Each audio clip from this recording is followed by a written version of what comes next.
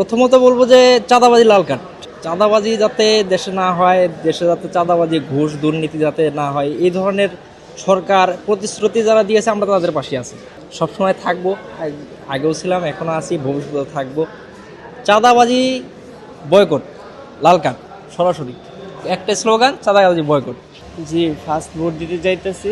এর আগে ভোট হয়েছে কিন্তু ভোট দেওয়ার সুযোগ হয় নাই, যেহেতু ফ্যাসিস্টের আমলে দিনের ভোট রাতে হয়েছে, সেহেতু এবার ফার্স্ট ভোট দেওয়া আমার। আশা করি আমার ভোটের মাধ্যমে ভালো কাজে লাগবে দেশের।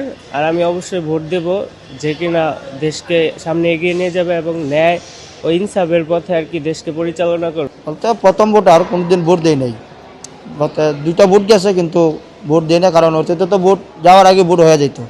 তো যার কারণে মনে করেন অফিসটা ছুটি পাই নাই, আজকে ছুটি পাইলাম, 36 ঘন্টা ডিউটি করে আগ্রহ নিয়ে বসে আছি যে কখন যাবো বাড়িতে। ভালো একটা সরকার প্রতিষ্ঠিত হয়, কারণ জুলাই যে আন্দোলন হয়েছে অনেকগুলো ছাত্র জীবন দিছে, তো সেই হিসাবে একটা সরকার অবশ্যই দরকার যাতে দুর্নীতি চাঁদাবাজি বা ন্যায় ইনসাফের গতিতে যাতে রাষ্ট্র পরিচালনা করতে পারে এমন সরকার আমরা চাচ্ছি। আমার অনুভূতিটা আজকে বেশ ভালোই।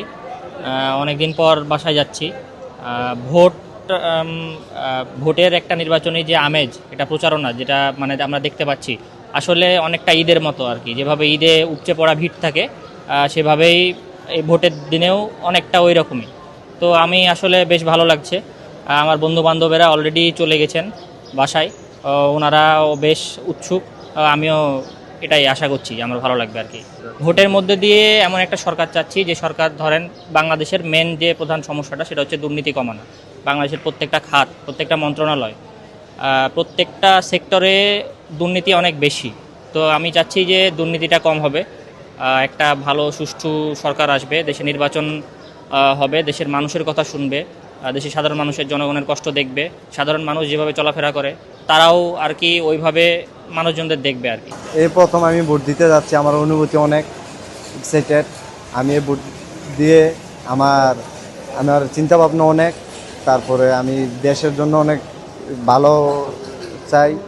তারপরে যদি কোনো ঝামেলা না হয়, দেশের মধ্যে অনেক সুন্দর একটা পরিবেশ হোক দেশ। এমন একটা সরকার আসুক যেখানে দুর্নীতি হবে না, মানুষের উপরে জুলুম হবে না, চাঁদাবাজি হবে না, এরকম একটা সরকার দেশটাকে অনেক সুন্দরভাবে পরিচালনা করতে পারবে। এই আসলে এখন তো অনুভূতি ভালোই লাগতেছে, যদি ঠিকঠাক মতো ভোট দিতে পারি তাহলে আলহামদুলিল্লাহ খুশি।